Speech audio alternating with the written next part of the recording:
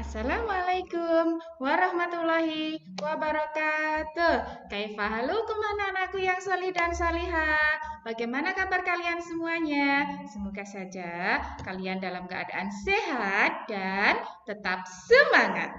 Baik, anak-anakku, jumpa lagi dengan Bu Enna. Hari ini kita akan belajar lagi tentang Asmaul Husna yang kedua. Kemarin kita sudah belajar Asmaul Husna yang pertama ya, yaitu Al-Qawi dan Al-Hakim. Nah, tapi sebelumnya Bu Enna akan mengecek kegiatan kalian hari ini. Pastikan kalian sudah mengawali hari ini dengan yang pertama, ngaji morning. Dan yang kedua, sholat duha. Dan yang ketiga, tidak kalah penting nih, jangan lupa kalian selalu membantu ayah dan bunda. Nah, kalau sudah, yuk kita awali kegiatan hari ini dengan membaca basmalah bersama-sama. Bismillahirrahmanirrahim. Baik, anak solih siap. Fokus ya, kita akan belajar tentang Asmaul Husna yang kedua, yaitu tentang Asmaul Husna apa ya? Oh iya, kita mengingat materi sebelumnya ya.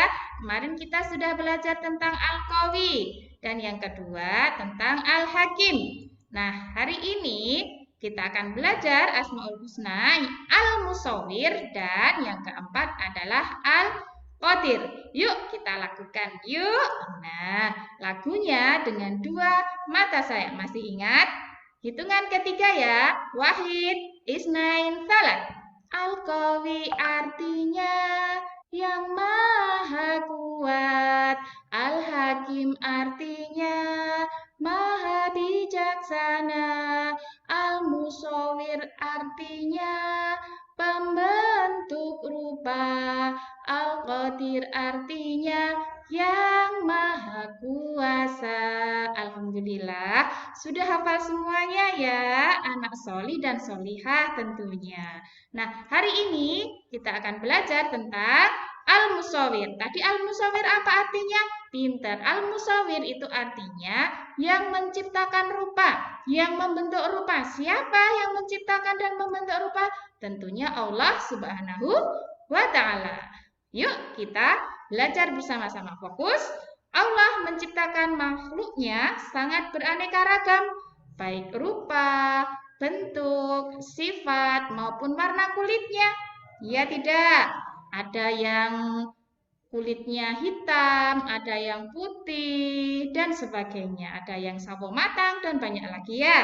Maksudnya, Allah menciptakan rupa atau bentuk makhluk yang khusus sesuai dengan hikmah dan kebijaksanaannya. Ingat, al-musawwir artinya apa?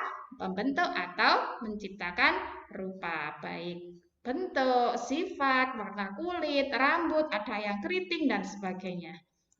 Lanjut. Jadi, perhatikan keanekaragaman baik bentuk manusia, hewan maupun tumbuh-tumbuhan itu semuanya menunjukkan bahwa Allah memiliki sifat al-musawwir. Bayangkan tumbuhan itu ada berapa macam ya, namanya, bentuknya, daunnya, dan sebagainya.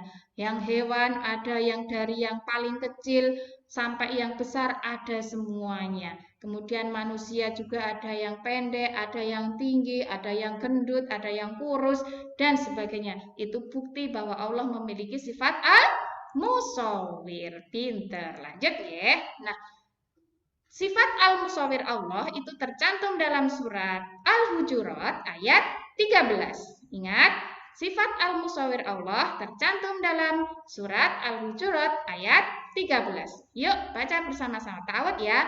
A'udzu billahi minasyaitonir rajim. Bismillahirrahmanirrahim. Fokus yuk baca bersama-sama. Ya ayyuhan nasu inna khalaqnakum min dzakarin wa untha waja'alnakum syu'uban wa qabaila lita'arafu. Inna akramakum indallahi atqakum. Innallaha alim alimun khabir. Artinya apa? Hai manusia, sesungguhnya kami menciptakan kamu dari seorang laki-laki. Nah, ada laki-laki dan perempuan itu ternyata juga bukti bahwa Allah mempunyai sifat al-musawwir. Dan menjadikan kamu berbangsa-bangsa. Paham ya? Ada Indonesia, ada Arab, ada Amerika, dan sebagainya. Dan bersuku-suku. Ada suku Jawa, suku Dayak, suku Betawi, dan sebagainya. Untuk apa? Supaya apa? Supaya kamu saling kenal mengenal. Sesungguhnya orang yang paling mulia di antara kamu di sisi Allah ialah orang yang paling bertakwa, bukan suku Jawa, bukan suku Madura dan sebagainya, tapi yang paling bertakwa. Yang dinilai Allah adalah takwanya di antara kalian ya. Yang dinilai di sisi Allah itu adalah takwanya. Sesungguhnya Allah Maha mengetahui lagi Maha mengenal. Nah, sekarang contohnya. Contoh bahwa Allah mempunyai sifat al-musawwir. 1. Allah juga menciptakan makhluk yang lain dengan berbagai bentuk dan jenisnya. Seperti kucing, kambing, kerbau, ular, ikan, air, batu, dan sebagainya. Paham nggih? Menciptakan makhluk yang bermacam-macam. Yang kedua, dari setiap bentuk dan jenis mempunyai ragam dan rupanya masing-masing. Dari setiap bentuk dan jenisnya itu beda-beda. Ada manusia, ada laki-laki, ada perempuan. Tadi yang sudah Bu Ena sebutkan ada yang berkulit putih, hitam, coklat, dan sebagainya. Bahkan yang ayam misalkan, ada yang ayam jantan, ayam betina, ayam bekisar, ayam kalkun, ayam merak, ayam kate, dan sebagainya. Paham nggih? Nah, yang ketiga, kita melihat dari contoh ikan saja. Ada beribu-ribu jenis yang terdapat di laut dan sebagainya. Paham nggih? Kalau manusia ya, ada yang berkulit ini hitam, putih, dan sebagainya, tinggi, pendek, kurus, rambutnya keriting, lurus, dan sebagainya. Itu bukti bahwa Allah al-musawwir. Lanjut nggih. Nah, hikmahnya apa? Setelah kita mempelajari sifat Allah al-musawwir, maka yang pertama, kita wajib bersyukur kepada Allah yang memiliki asma al-musawwir, yaitu yang membentuk rupa semua makhluknya. Kita telah diciptakan sebagai makhluk yang paling sempurna, memiliki rupa yang bagus. Paham nggih? Dibanding makhluk yang lainnya. Kita harus bersyukur. Nah, yang kedua, sebagai ungkapan rasa syukur kita kepada Allah, hendaknya kita pelihara diri kita, badan kita dengan sebaik-baiknya. Disuruh olahraga ya dengan semangat, bagaimana untuk menjaga badan kita agar terpelihara dengan baik, agar sehat. Itu bagaimana? Itu bukti kalau kita sudah mengimani sifat al-musawwir. Dan yang ketiga, tidak kalah penting nih, tidak mengejek atau mencela keadaan fisik seseorang. Perhatikan, ada yang pendek ya tidak diejek, ada yang gemuk juga tidak diejek. Semuanya adalah Allah yang menciptakan. Faham? Yang ketiga adalah tidak mengejek atau mencela keadaan fisik seseorang. Nah, sekarang yang keempat, kita akan belajar tentang sifat Allah Al-Qadir. Al-Qadir artinya apa tadi? Pintar. Al-Qadir artinya adalah yang maha kuasa. Dialah Tuhan yang maha kuasa, yang menciptakan langit dan bumi. Contohnya itu, Allah yang menciptakan langit dan bumi. Kemudian yang kedua, Allah memiliki kekuasaan atas segala sesuatu. Yang paling berkuasa itu adalah Allah. Tidak ada yang menandinginya. Allah memiliki kuasa terhadap setiap hambanya untuk menghidupkan dan mematikan. Paham ya? Tidak ada kekuasaan yang menandingi Allah Subhanahu wa Ta'ala. Lanjut. Kemudian selanjutnya, hambanya tak dapat berkutik sedikit pun atas ketetapan Allah, hanya menerima ketetapan Allah. Paham nggih? Kita hanya bisa menerima.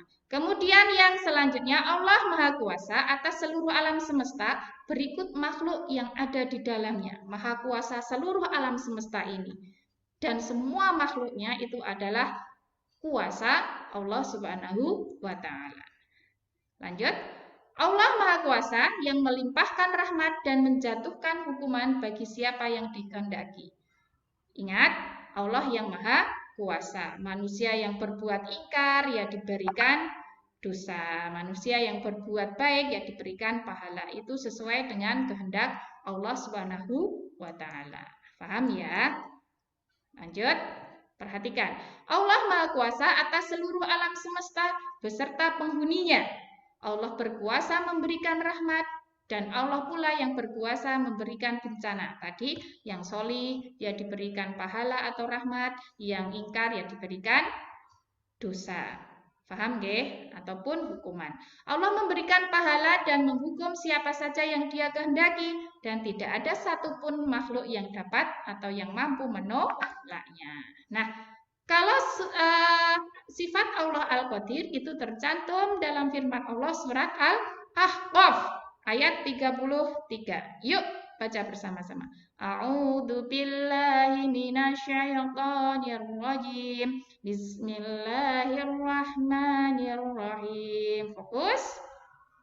Awalam yarau annallaha alladzi khalaqas samawati wal arda wa lam ya'ya bi khalqihinna biqadirin ala ayyuhyal mauta. Bala innahu ala kulli syai'in qadir. Ulangi nggih, yang ini ya.